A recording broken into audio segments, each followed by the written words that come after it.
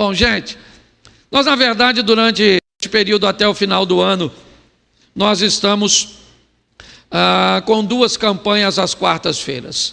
Nós temos a campanha cuja qual a oração já foi feita, o chamado já foi feito, mas também estamos usando estas semanas, as últimas 12 semanas, para lançarmos uma palavra profética sobre os 12 meses do próximo ano. Já falamos de inúmeras coisas, e a semana de hoje, ela representa o mês de junho, certo? O mês de junho, que tem em si o Dia dos Namorados. Então o tema hoje, dessa campanha das 12 semanas, é o relacionamento conjugal. Tá certo? Eu vou falar um pouco disso, mas eu dividi em dois momentos, ou em duas palavras, aquilo que eu quero compartilhar com você. Coloque para mim, por favor, Mateus, capítulo 15, a partir do verso de número 21. Vai servir não apenas para o ambiente conjugal, mas para todas as áreas da nossa vida. Vamos lá. Partindo Jesus dali, retirou-se para os lados de Tiro e Sidom. E eis que uma mulher cananeia, que viera daquelas regiões, clamava: Senhor, filho de Davi, tem compaixão de mim. Minha filha está horrivelmente endemoniada. Ele, porém, não lhe respondeu palavra. E os seus discípulos, aproximando-se, rogaram-lhe: despede-a, pois vem clamando atrás de nós. Mas Jesus respondeu: não fui enviado senão as ovelhas perdidas da casa de Israel. Ela, porém, veio e o adorou, dizendo: Senhor, socorre-me. Então ele, respondendo, disse: não é bom tomar o pão dos filhos e lançá-lo aos cachorrinhos.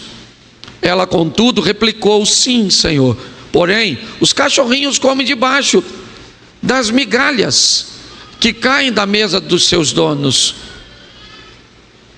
Então lhe disse Jesus: ó mulher, grande é a tua fé, faça-se contigo como queres. E desde aquele momento a sua filha ficou sã. Coloque Marcos 7, 24. Marcos 7. Levantando-se, partiu dali para as terras de Tiro e Sidom. Tendo entrado numa casa, queria que ninguém o soubesse. No entanto, não pôde ocultar-se. Feche os seus olhos. Senhor nosso Deus e Pai, em nome de Jesus, continua falando conosco. Usa-me como um canal de bênção nesta hora, em nome de Jesus. Você pode dizer amém? Amém. Eu usei o texto narrado por dois evangelhos, Mateus e Marcos, e um na verdade vai completar o outro com uma informação muito importante, porque a minha proposta nesse primeiro momento é falar da determinação daquelas pessoas que planejam alcançar algo desafiador. Às vezes, para alcançarmos coisas fáceis, só precisamos de um pouquinho de afinco, um pouquinho de determinação, e às vezes um pouquinho de ajuda, de ânimo, alguém para te motivar, para te incentivar. Mas tem coisas cujas quais nós precisamos alcançar, que isso não é suficiente para que consigamos sucesso. E essa é uma das histórias. O texto vai narrar que Jesus está caminhando já basicamente na divisa de Israel com o Líbano, Tiro e Sidom, lá em cima, onde está acontecendo a guerra hoje com o Hezbollah. Era mais ou menos por ali. E passando por ali, Mateus diz que uma mulher vem andando atrás, gritando Jesus, tentando chamar a atenção de Jesus, porque ela precisa resolver um problema. É um problema que ela não vai resolver em outro lugar. Ela saiu de casa, deixou sua filha, certo? Com um problema, e ela vai atrás da solução para aquele problema. Jesus não está sozinho, uma multidão o acompanha, e ela está tentando atrair a atenção dele, tentando dizer a Jesus que a situação dela é desafiadora, que ela precisa da misericórdia dele, e ele, me parece que não está muito interessado em ajudá-la não. Ele vai embora. Ela clama tanto na narrativa de Mateus, que os discípulos começam a ficar incomodados. A impressão que Jesus está passando às pessoas é que ele não se importa com ela, é que ele não está nem aí. Os discípulos provavelmente estão preocupados naquele momento com a reputação de Jesus. O que vão dizer dele? Uma mulher que vem buscando algo para a filha, gritando, desesperada pela rua, está todo mundo escutando. Me socorre, Jesus, me socorre, minha filha está endemoniada, e Jesus não está nem aí, ele está andando. Será que ele não está ouvindo? Por que será que Jesus resolveu não parar? Tão bom, misericordioso, compassivo, mas ele não está nem aí. Será que ele não está escutando? O que ele está querendo fazer naquela ocasião? Você já parou para pensar nisso? Me parece que o que ele está tentando é usar a mulher para ensinar aos discípulos, que me parece que a lição tem a ver com eles. Eles estão muito incomodados com uma mulher que não desiste mesmo diante da indiferença de Jesus. Muitas pessoas parariam, ele não está escutando, mas ela não pode parar. A situação dela é grave, o propósito dela é legítimo, ela não pode desistir. Talvez desistisse se fosse um problema nela, mas não é, é maior do que ela, é na sua filha. Então ela vai lutar com todas as forças e vai clamando. Mateus diz que os discípulos vão até Jesus e diz: Senhor, despede-a. Ela vem gritando aí, e Jesus não atende os discípulos, não atende. Quando eu faço um paralelo entre Mateus e Marcos, eu descubro que ela não desistiu. Jesus veio andando na rua, ela veio gritando, e ele não está nem aí, ele não está nem aí. Ele chegou no seu destino, entrou numa casa e não queria atender ninguém. Está aí, ó, levantando-se, partiu. Olha só, tendo entrado numa casa, Mateus diz que ele estava na rua e a mulher vem gritando. Marcos narra o mesmo texto, dizendo que depois de andar na rua, ele entra numa casa e não queria que ninguém soubesse, certo? Não, no entanto, ele não pôde ocultar-se ou esconder-se. Essa mulher foi atrás dele. Ele avisou os discípulos: não vou atender ninguém, não quero ser incomodado.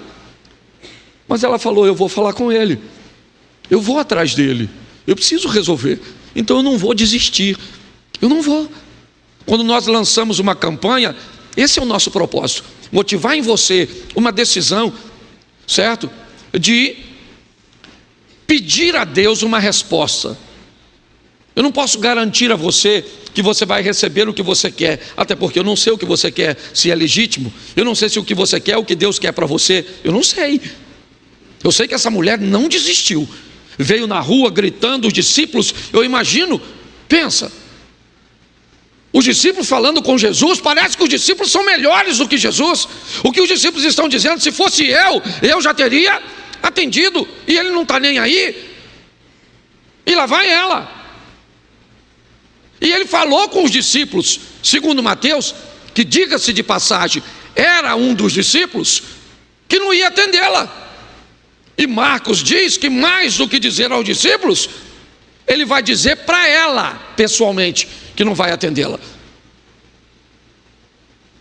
Ela vai andando atrás, e ele não está nem aí. E ela insiste. Ele entra numa casa, não quer atender, pois ela entra e vai na presença dele e diz: eu preciso da sua intervenção. Bom, agora ficou fácil. O que ele vai dizer para ela? É claro que eu vou atender, ô querido. Ele falou: deixa eu explicar uma coisa para a senhora, dona. Eu não vou atender a senhora. Entendeu? Eu não vim senão para as ovelhas perdidas da casa de Israel. Não me é lícito pegar o pão dos cachorros, do pão dos filhos, e jogar para os cachorros. Aí eu pergunto a você agora, se fosse você, seja franco, pensa.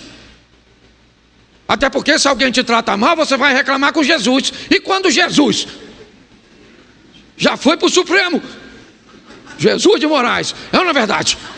Pare e pense. Chegou lá em cima, ela vai reclamar com quem? Quem falou que não vai atendê-la e chamou, ou fez uma comparação com a cultura, do jeito que você quiser analisar, não estou aqui com teologia. Eu sei que foi agressivo, não foi legal. Mas por que é que Jesus está fazendo isso com ela? Você já ouviu um texto que diz que você não recebe uma luta cuja qual você não consiga suportar? O que Jesus está usando é a resistência daquela mulher para mostrar aos discípulos, e nessa noite para mostrar a mim e a você. Eu não sei a resistência que você está recebendo para alcançar o que você deseja, mas não desista. Quando Jesus falou, não vou dar para você, porque eu não posso pegar o pão dos filhos e dar para os cachorros, ela olhou e falou: seu grosso, também não quero nada não. Está pensando o quê? Não, ela falou assim: Senhor, deixa eu explicar uma coisa para o senhor. Eu sou uma cachorrinha sim. Ela falou: sim, Senhor. Então ela concordou. Concordo com o senhor, cachorrinha, cadelinha, uau, uau, não sei o que. Só tem o seguinte, deixa eu explicar uma coisa para o senhor. Eu estou com um problema que não dá para desistir não. Eu tenho um negócio para resolver, que eu deixei a minha filhinha lá na minha casa e ela está endemoniadinha. Então, eu só quero uma migalhinha. Aí Jesus olhou para ela, eu imagino, e disse: pensa Judas. Olhando Jesus falar com ela, pensando: se é comigo, já vou trair sem falar isso. Pare e pense. E aí Jesus falou para ela: você acha que ele não sabia que ela ia fazer aquilo? Você não sabia? Você acha que ele não sabia que havia uma resistência nela? Pois é, gente. Às vezes você vai se deparar com uma situação dessa. Sabe por quê? Porque o próprio impedimento aqui não foi do Satanás, foi do próprio Deus, para que aquela mulher mostrasse uma força que talvez nem ela mesma soubesse que tinha. Então a minha primeira palavra tem a ver, em qualquer área da sua vida, tenha resistência. Seja forte, valente, lute, não desista. Eu sempre brinco dizendo: somos carioca, se cair, cai atirando, mas não desista, certo? Vão para dentro, vão embora. E dentre tantas coisas que você tem que lutar para manter, tal do casamento. Agora eu mudo, porque pensa num troço bom, casar. Se tiver uma opção de morrer queimado, eu indico. Brincadeiras à parte, até porque minha esposa está aqui, tá certo? Tem que prestar atenção no que eu falo. Então deixa eu falar uma coisa para você. Hoje eu quero falar com você rapidinho sobre um casamento em comum. Porque qual é o grande problema do casamento? Aliás, qual é o grande problema dos relacionamentos? Qual é o grande problema das coisas se tornarem comum? Todas as vezes que algo se torna comum, sabe o que acontece? Ele perde valor. Todas as vezes que algo se torna comum, sabe o que acontece? Se perde o interesse. Vou te dar um exemplo. Alguns anos atrás, não posso precisar quantos, talvez um pouquinho antes da pandemia, uma das marcas de camisa masculina mais usada no Brasil se chamava Dudalina. Lembra aquele? Parecia uma florzinha, não sei o que é aquilo, certo? Você lembra disso? Você sabe quanto custava uma camisa daquela na época, no valor aproximado de hoje? Se ela fosse top de linha, entre 800 e R$1.000. Se ela fosse uma camisa comum, ela custaria uns 300 e pouco, 400, chegaria a 500. A Bíblia entende disso também. Então preste atenção. E todo lugar que você ia, Quase todo mundo usava aquele negócio. Sabe o que aconteceu? A pirataria descobriu que vendia bem. Então começaram a piratear. E todo lugar que você ia, tinha alguém com aquele negócio de Dudalina. Você vê que quase ninguém usa Dudalina hoje. Eu tenho uma camisa da Dudalina. Esse mesmo porque eu ganhei. Se depender de eu comprar, eu não ia comprar. Hoje ela tem valor? Sim ou não? Por quê? Porque ela se tornou comum. Se tornar comum, inevitavelmente, o interesse, o valor acaba, né? Porque o valor é estabelecido pela procura, pela demanda. Todas as vezes que algo se torna comum, e talvez esse seja o problema, era bom enquanto a sua mulher não era comum, porque ela não era sua mulher, ela era sua namorada. Não era comum dormir com ela, não era comum conviver com ela, não era comum. E quando não era comum, ela era tão legal. Quando não era comum, certo? As coisas eram tão boas. Mas quando as coisas entram numa rotina, nós corremos o risco de não tratarmos mais as coisas como incomum. Por que é que Jesus não podia fazer milagre em Nazaré? Porque para o povo de Nazaré, ele era o filho da Maria, o filho do José, o irmão do Judas, o irmão do Tiago, o que morava naquela casa vermelhinha, lá da esquina, número 85. Quando as pessoas tratavam Jesus como alguém comum, ele deixava de ser poderoso. Então a minha proposta hoje para você é para você fazer força para viver um casamento incomum. Não é o tempo inteiro que ninguém é doido, não é isso que eu estou falando. Entendeu? Mas nós temos que criar um ambiente no nosso casamento, certo? Por quê? Porque primeiro, não é comum a convivência de um casal ser sempre alinhada e em concordância em tudo. Sim ou não? Sim ou não? Sim.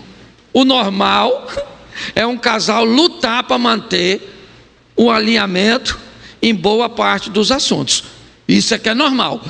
Lutar, perseverança. Quem aqui é casado, levante a mão, por gentileza. Isso aí, meu sentimento. Que Deus te dê força para levar até o final. Mas você que não casou, você tem que saber como é que o negócio funciona. Não gosta de dar satisfação, não casa. Não gosta de dizer onde vai, que hora volta, se dá, quanto custou, fica onde você está.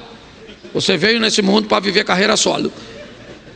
Porque se for para casar, você tem que criar um ambiente, certo? De um relacionamento incomum. Ou seja, nós vamos, o que é um relacionamento incomum? É um relacionamento com problemas comuns, que todo mundo tem, mas ele só é incomum pelas soluções, e não pelos problemas. Os problemas são comuns, mas as soluções é que são incomuns. E é isso que faz a gente viver tanto tempo junto. Então eu vou te mostrar aqui, inicialmente não vou te dar texto para acelerar, mas preste atenção. Abraão e Sara. Quem? Repete para mim. Isaac e Rebeca. Quem? Jacó e Raquel. Quem? O primeiro foi quem? O segundo foi quem? Isaac e o terceiro foi quem? Qual o problema que os três casais tinham em comum? Todas as três mulheres não podiam ter filhos, sim ou não?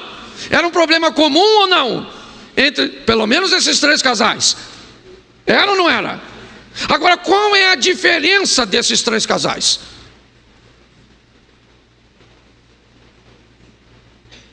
Olha só, homens com promessa,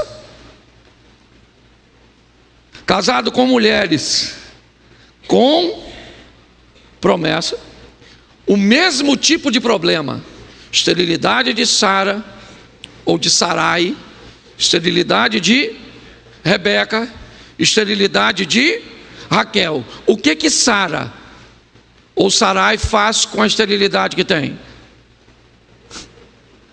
Manda o marido deitar com a escrava. Sim ou não? O que que Raquel faz com a esterilidade que tem? Pressiona Jacó: me dá filho, senão eu morro. Sim ou não? O que que Rebeca faz com a esterilidade dela? Depois vai ler. Você quer que eu fale, né? O que que ela fez? Sabe o que ela fez? Ela falou para o Isaquim: ai, meu filho, não sou tua mãe, tá? Que deu a outra lá. Nem você tua... Aí já estou falando no futuro, né? Nem você tua nora. O filho é de mim. Então bota a mão na minha cabeça e ora por mim e serol, que nós vamos ter filho. O problema era comum, não era igual para os três, sim ou não? Sim ou não? Mas um casal pegou algo que era comum e trouxe uma solução incomum. É isso que eu quero que você entenda. Os nossos problemas, gente, olha só, olha só. Eu vi um negócio que me chamou tanta atenção, eu achei tão legal. Um casal, foi um exemplo que eu vi. A mulher chegou em casa e falou para o marido assim, ó. O marido estava mexendo no celular e ela chegou. E aí, ela falou assim: ô, não falei com você para fazer a comida e para deixar tudo arrumadinho? Nesse tom. Aí ele pegou o celular, olhou para ela e falou assim: a comida está pronta e está tudo arrumado. Ela falou: tá? Tá? Ah. Aí ele olhou para ela e falou assim: já sei, você queria brigar, né? Ela falou: é, que eu estou nervosa, eu estou chateada, eu queria discutir. Ele falou assim: então volta lá e entra de novo.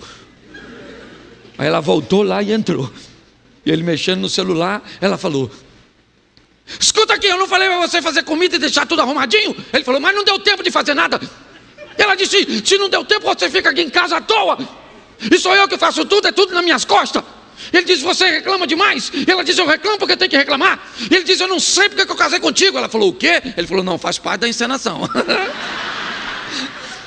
Porque até para discutir, no final, sabe o que aconteceu?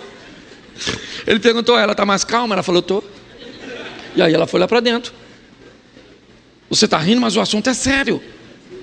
Deixa eu falar uma coisa para você: os problemas são comuns, mas as soluções é que tem que ser em comum.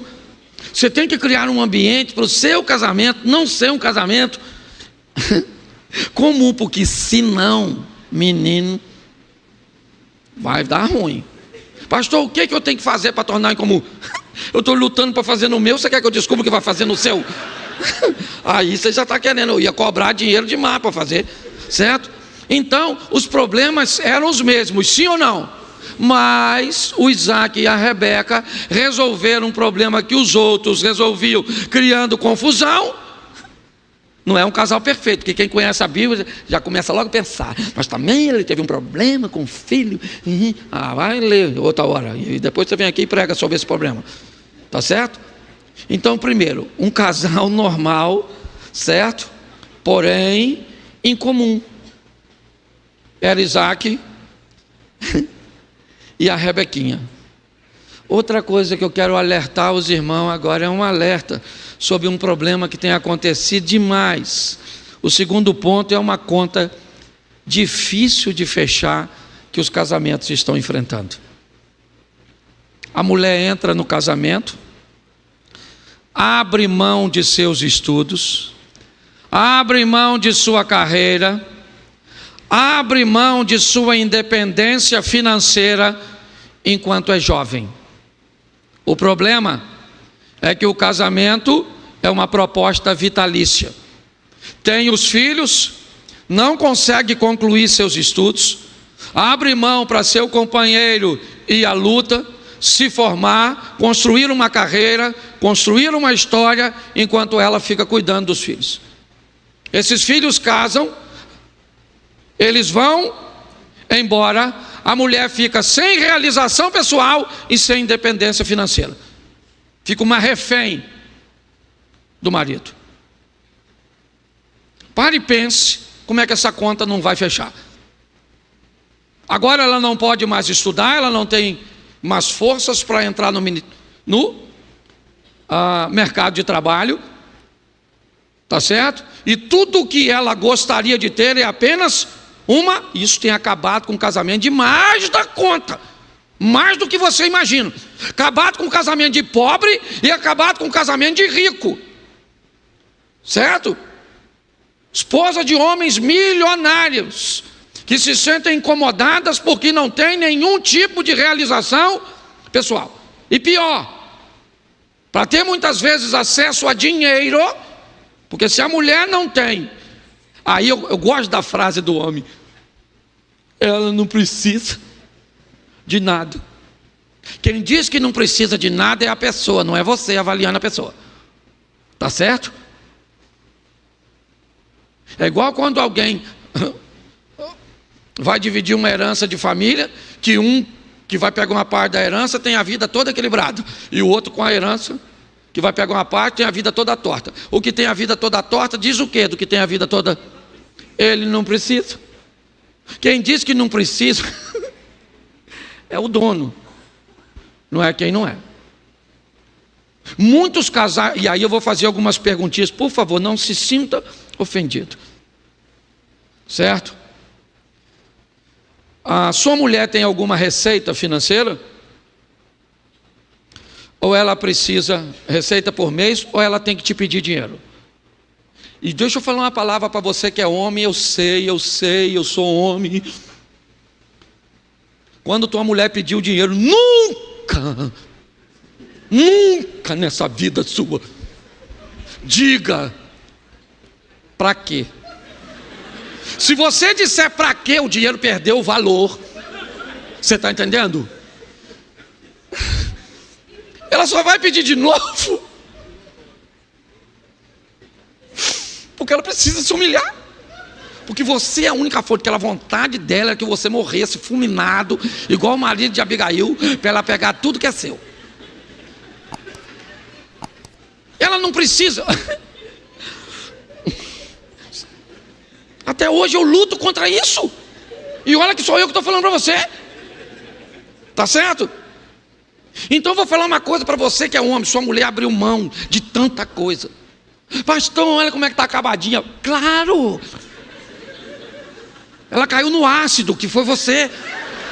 Por isso que ela está assim. Ela não acabou à toa não, ela acabou por algum motivo. Ela era uma tchutchuca. Entendeu? Mas você acabou. Eu preciso falar isso porque tem um homem que só a graça. Então deixa eu falar uma coisa para você. Pegue um recurso que sua mulher saiba que é o que você pode fazer. Não interessa quanto, eu não estou falando aqui de preço, é valor. Pegue um recurso que você tem e deposite, ou então entregue num canto especial assim, que todo dia tal, você vai lá e coloca na conta, faz o Pix, certo? Agora tem essa miséria de Pix. Isso. Vai lá e coloca, sem ela pedir, mas aquilo que ela saiba que é o seu melhor. E se você não pode colocar nada, que seja temporário, porque o homem que não coloca nada, ele é um nada. Essa é a grande verdade. Não estou ofendendo meus companheiros aí não. Mas só tem 3 classes amadas incondicionalmente. Já falei aqui: mulher, criança e cachorro. O homem, para ser amado e respeitado, ele tem que fazer jus. Você pode ver, o cara arruma uma namorada, se ele contar para um amigo, arrumei uma namorada, primeira pergunta do amigo: como é que ela é? Se uma mulher arrumar um namorado e contar para uma amiga, arrumei um namorado, o que ela pergunta? O que ele faz? É lógico, quer saber se o investimento, se o cara tem como manter. Então não vem com essa história não. Eu não sei, se você só pode 50, coloca o 50 lá, a onça. Entendeu? Pastor, eu consigo botar uns 100, então bota. Dá para botar 1000? Bota 1000. Dá para botar 5 mil? Bota 5 mil. Posso ouvir um glória das irmãs? Peraí, agora a senhora ora para esse homem prosperar? Que a senhora está com tanta raiva de ter se dedicado tanto. A senhora olha para essas penas da senhora, parece os rios do Brasil, serpentiano. E cada rio desse tem uma atitude desse homem, um maltrato. Ué, mas a verdade é essa. A senhora também ora para esse homem, a senhora está com raiva. Essa praga desse homem. Para que eu casei? E ele vai só. E um homem que afunda, ele é uma pedra que a outra ponta está amarrada na sua canela. Ele vai levar a senhora junto, você está entendendo? Então, por favor, homens, sua mulher abriu mão de tanta coisa. Você está entendendo? Lembra. Está contigo até hoje. Sabe? Parou de estudar, parou de trabalhar, se entregou, criou aqueles catarrentos, aquela coisa toda. Os peitinhos chegou a cair de tanto que os bichinhos mamaram e pronto. Mas tudo em prol de uma causa nobre, que é a construção da família. Você está rindo, mas é sério. E essa conta acaba não fechando, que agora você tem uma mulher amargurada no final da vida. O que eu faço? Eu falo, morre. Sobrou para a senhora só a morte. Essa conta não fecha, entendeu, maridão? Nossa, estou pregando para mim mesmo também, viu? Ela está até filmando.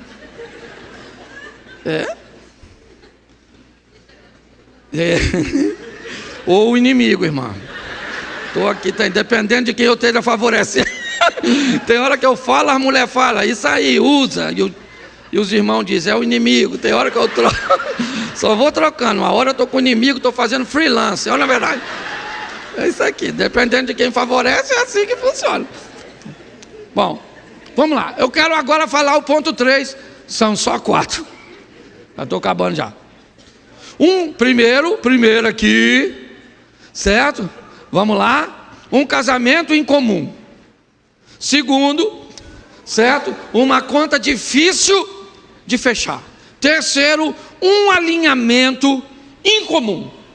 É isso que eu quero mostrar agora a você. E agora vem os textos bíblicos. Segundo o livro dos Reis, capítulo 4, verso de número 9.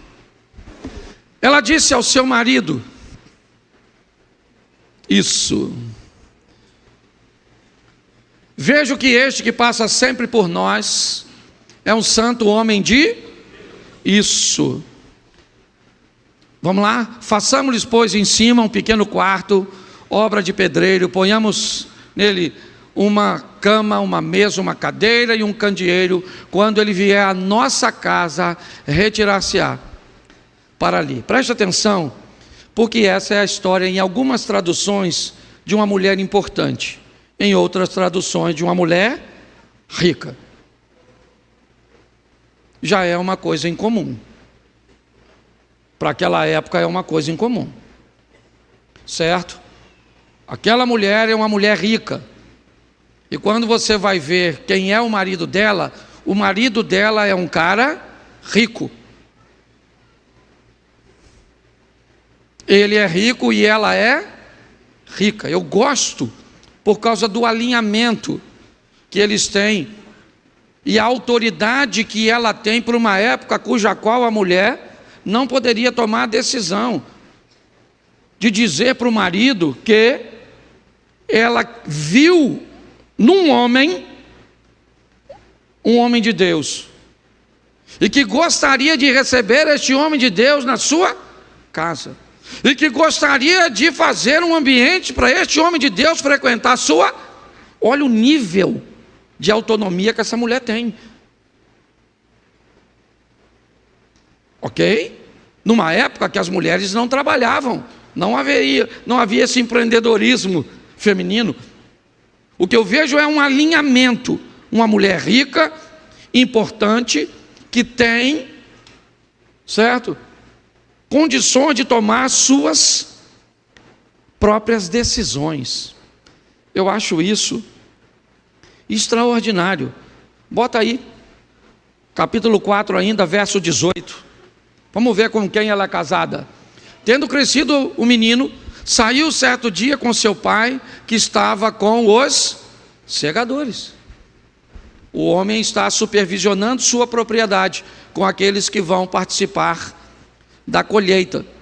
Um homem rico e importante, casado com uma mulher rica e importante, casado com uma mulher que consegue tomar decisões numa época cuja qual as mulheres não tomavam esse tipo de decisões. O que tem este casal de comum para essa época? Nada. Eles são um casal à frente do seu tempo, um casal capaz, certo, de tomar decisões em conjunto. Não estou dizendo que é fácil, eu estou mostrando que é possível. Não é comum na maioria das vezes, mas eu não estou pedindo para que você tenha um casamento comum. Eu estou dizendo que você tem que ter um problema comum com uma solução em comum. É isso que eu quero transmitir a você, tá certo? Então preste atenção no verso 22, olha só. Chamou ao seu marido e lhe disse: manda-me um dos moços e uma das jumentas, para que eu corra ao homem de Deus e volte. Preste atenção nisso aqui, que é sensacional. Ela era a patroa, sim ou não? Sim ou não? Ela mandou um empregado, sim ou não? Sim ou não? Está escrito.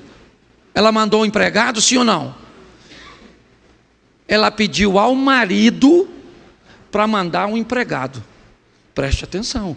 Isso aqui é um reconhecimento de uma autoridade que me parece que ela sabia que tinha decisões cujas quais ela podia tomar. Mas tinha decisões que ela sabia que havia sobre ela um limite. Se seu marido te limita em tudo, você tem um problema. Se o seu marido não te limita em nada, você também tem um problema. Um relacionamento incomum é um relacionamento de revezamento, onde horas você entende que sua mulher precisa ter autonomia para se sentir pertencente, para dizer não quero, para dizer não vou, para dizer não posso, para conseguir estabelecer um posicionamento dela. Isso é importantíssimo. Eu gosto desse texto. Eu não sei como é que você vai aplicar, eu não sei se você faz críticas, observações, eu não sei. Meu propósito é compartilhar o que Deus colocou no meu coração. Eu não estou preocupado se você vai concordar, se você gosta ou não. Não é isso. Estou aqui para falar o que te agrada. Mas nós estamos falindo por causa de relacionamentos comuns. Sua vida sexual está ruim porque está comum. Sabe por que você não tem mais autoridade sobre seus filhos? Porque para eles você não é mais o pai, você é uma pessoa comum. Você está mais preocupado se ele vai te eleger no final do ano como pai do ano, como mãe do ano. Então você não toma decisões com medo do seu filho não votar em você. Você, para ser pai, você não precisa de um voto. Você já é pai e pronto. As pessoas estão bem atrapalhadas com essa situação. O que eu vejo é uma mulher que sabe. Pô, vamos construir aqui, vamos construir aqui. Aqui eu posso mandar um cara parar o trabalho para ir fazer, era o período da colheita. Para tirar esse cara para ir fazer o mandado, esse cara tinha que deixar o posto de serviço para atender. Lembra quando o texto diz que ele estava com os caras trabalhando? Então ela não enfia o dedo. Você está entendendo? Entende a sua importância. Deixa eu falar uma coisa para a senhora. Por mais independente que a senhora seja, dinâmica, certo? Por mais autossuficiente que a senhora seja, cuidado para não nascer na senhora uma espora e achar que virou um galo. É importante que saibamos o nosso lugar. É assim que funciona, certo? Agora, preste atenção agora, verso 23. Perguntou ele quem? O marido. O que o marido perguntou para ela? Por que vais a ele hoje? Não é dia de festa, nem Não é dia de festa da lua nova, nem sábado. O que ele está dizendo? Eu não estou entendendo por que você está fazendo isso. Eu não estou entendendo. Talvez até ele não estivesse concordando com aquilo que ela está fazendo. Quando ela diz, façamos, ele concordou, sim ou não? Quando ela diz, estou querendo ir lá hoje, ele entendeu ou concordou ou não? Sim ou não? Não. Ou seja, isso é comum, encontros e desencontros. Mas a maneira cuja qual nós vamos resolver é que vai dar significado a tudo isso. É por isso. Seu beijo ficou comum, seu sexo ficou comum, seus elogios ficaram comum, sua roupa para receber seu marido ficou comum, ficou tudo comum. E se ficar comum, vai ficar difícil de prosseguir. Você sabe por quê? Porque fora do casamento tem muita coisa em comum. E aí você começa a olhar para o incomum, porque é raro. E aquilo que você não tem, até ter e se tornar comum. Por que pessoas, segundo casamento não dá certo, terceiro casamento não dá certo?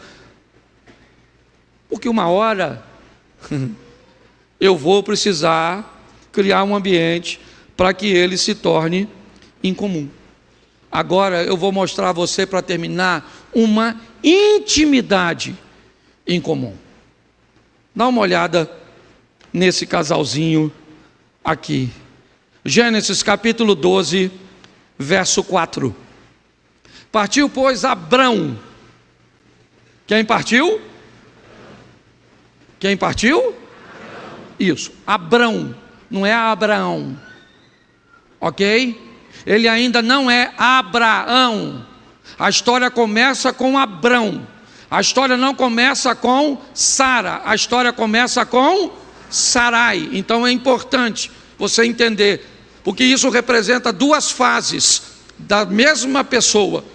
A fase do Abrão, ele tem algumas decisões. Na fase do Abraão, ele tem outras decisões, outra postura.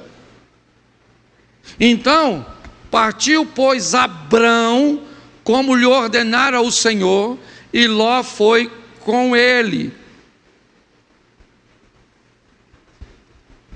Se Abraão tivesse saído, Ló não tinha ido. Mas como não foi Abraão, foi Abrão. Quem é Ló?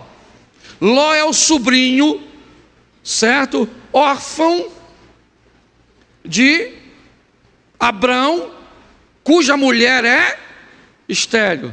Então, na cabeça de Abrão, qual é o cargo a ser ocupado por Ló? O de seu filho. É um plano B.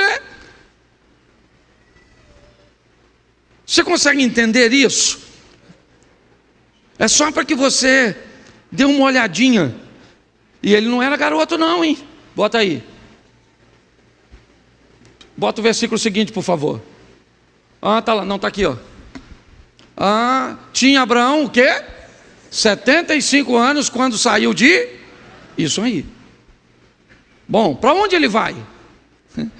Ele vai para a terra prometida. Sim ou não?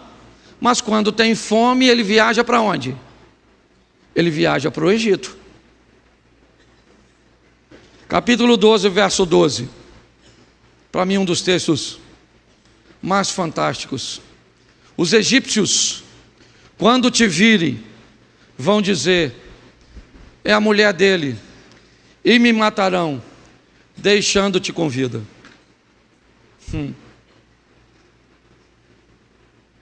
Na galeria dos heróis da fé, ele é um homem de fé porque ouviu Deus e saiu da sua terra sem saber para onde ia. Sim ou não? Sim ou não? Isso. Mas aqui, ele chama sua mulher quando vai entrar no Egito e diz para ela: Sarai, chega aqui. Você é muito bonita, filha. E nós vamos entrar no Egito. E posso falar uma verdade para você, Sarai? A hora que esses caras me veem e descobrir que você é minha esposa, eles vão me matar. Sabe o que Sarai está ouvindo do Abraão? Eu estou com medo.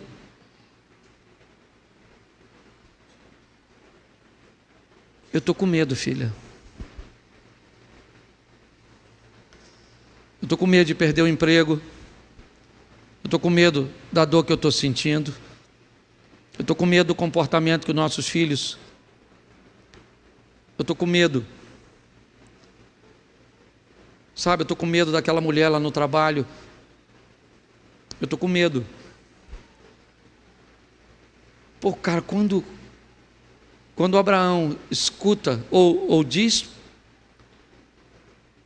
para ela, eu estou com medo, cara, é algo sensacional. Mas no capítulo 16, no verso 5, dá uma olhada aí, por favor. 16:5, e disse Sarai a Abraão: seja sobre ti a afronta que se me faz a mim. Eu te dei a minha serva para possuíres.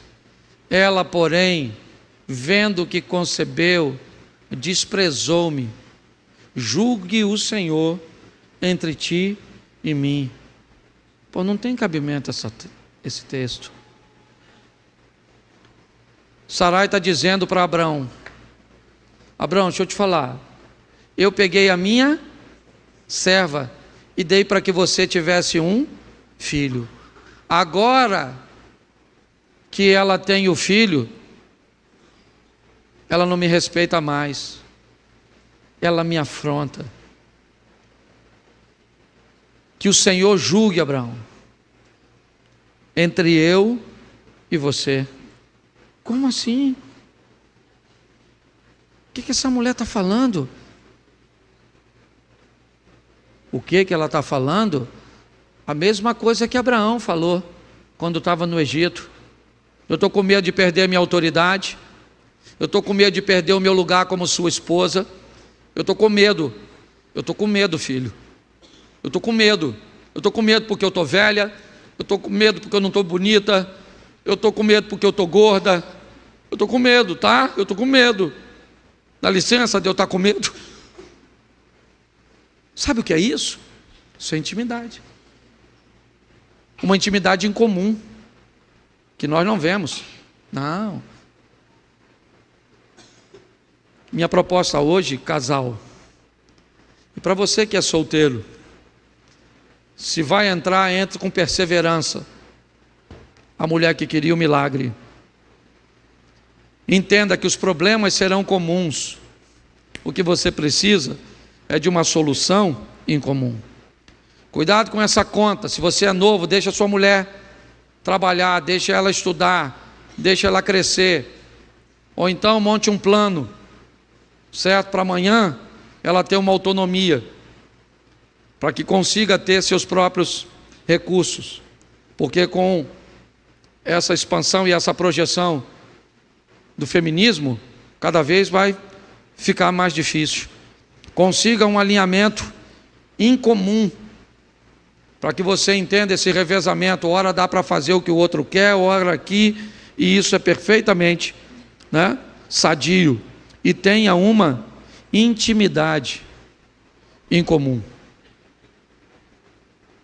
Se continuar com esse casamento comum, não vai dar.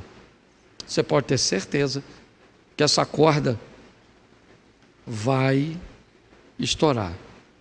Tem algo que é para mim, fique de pé por favor, tem algo que para mim é pior que divórcio. Para mim um casamento que as pessoas não acreditam que pode ser bom. Não vou ficar com ela assim mesmo, do mesmo jeito, porque nossos filhos é a igreja, sabe, pastor? É assim mesmo. Não é tudo assim? Pois é. Não é comum? Não é assim para todo mundo? É para aqueles que vão levar uma vida comum, é assim mesmo. Beija desse jeito, faz amor desse jeito, reclama desse jeito, se veste desse jeito, é desse jeito. Ou então você faz ficar em comum. Que Deus te dê força, sabedoria, entendimento, para ser um marido incomum, para ser uma mulher incomum. Quer uma notícia desafiadora? Os dois não conseguem mudar simultaneamente. Alguém tem que puxar isso aí. Feche seus olhos. Quero chamar minha esposa para vir aqui. Quero orar ao lado dela. São 32 anos de casado, estamos indo para 33. Pense em duas pessoas diferentes. E se você acha que o desafio é viver com ela, porque você não me conhece.